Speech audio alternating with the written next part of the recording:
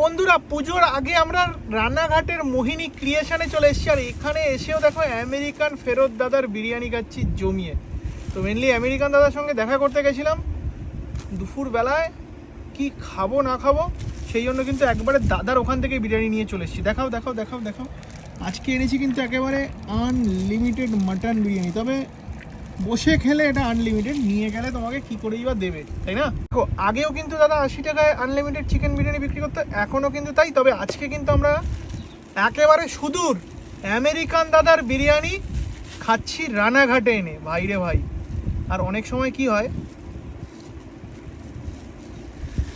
অনেকে দূরে নিয়ে গিয়ে খান বিরিয়ানি, আমেরিকান দাদার বিরিয়ানি। তো আজকে দেখবো যে বিরিয়ানিটা গরম গরম খেয়ে তো আমরা টেস্ট করেছিলাম, ভালো তো লাগেই। আজকে দেখবো যে ঠান্ডা হয়ে, মানে একটু যেহেতু রানাঘাট অনেকটাই দূর, রানাঘাটে আনার পর ঠান্ডা হয়ে যাওয়ার পরে বিরিয়ানির টেস্ট কি সেম আছে সেটাই আজকে দেখবো। দেখো আমেরিকান দাদা